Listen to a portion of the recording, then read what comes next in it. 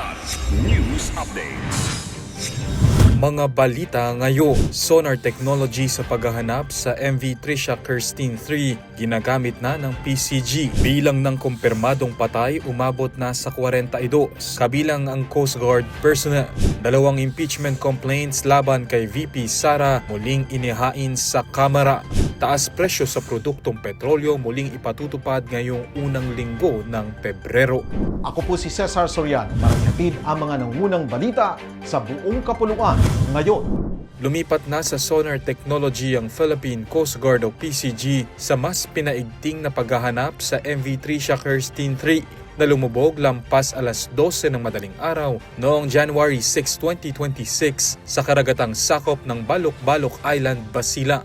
Ayon kay Mayor Arsina Casingnano ng Haji Motamad, Basilan, inirekomenda ng LGU ang sonar matapos mabigo ang visual-based ROV dahil sa mabatong seabed at mababang visibility. Sinimula ng sonar sweep ngayong Pebrero 2. Kinumpirma naman ng PCG na 42 ang nasawi at 316 ang nakaligtas. Kabilang sa mga biktima si Seaman First Class Alcaizar Q. Hadjail, isang personnel ng Coast Guard na ang bangkay ay na-recover noong Pebrero 1.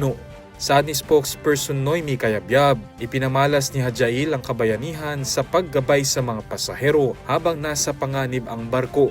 Tiniyak ng PCG ang tuloy-tuloy na operasyon, malinaw na accounting ng mga biktima at patuloy na suporta sa mga naulila.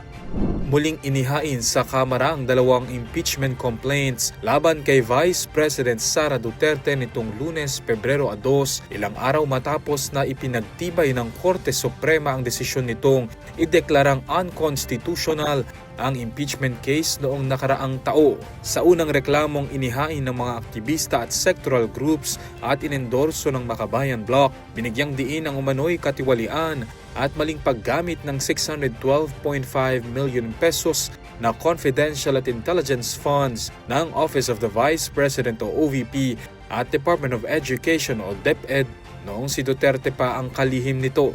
Layunin nitong muling buhayin ang mga naunang panawagan ng parehong grupo na patalsikin ang vice-presidente sa pwesto. Samantala sa ikalawang impeachment complaint na inihain ng grupong Tindig Pilipinas at ilang civic at religious leaders, inakusahan si Duterte ng graft and corruption, hindi maipaliwanag na yaman at betrayal of public trust. Inendorso ito ni Akbayan Party List Representative Percy Sendanya at ML Party List Representative Leila De Lima. Tinanggap din ngayong araw ni House Secretary General Cheloy Garafil ang mga panibagong reklamo.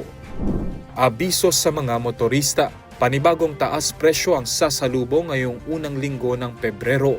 Base sa anunsyo ng mga kumpanya ng langis, sa ika-4 na sunod na linggo ay magtataas ng 80 centavos kada litro ang presyo ng gasolina.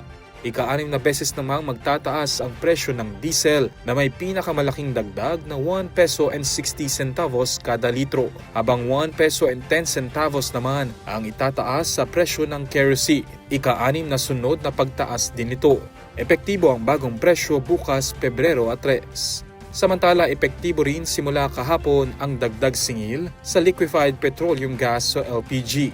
1 peso and 50 centavos kada kilo ang dagdag sa petron, habang 1 peso and 55 centavos naman sa kada kilo ng sole. Ayon sa dalawang major LPG suppliers, nakaayon ito sa International LPG Contract Price Adjustment para sa buwan ng Pebrero. Para sa Kidlat News Channel, ako si Renza Linon, nag-uula. Ako po si Cesar Sorian, kasama nyo sa bawat pagputok ng balita.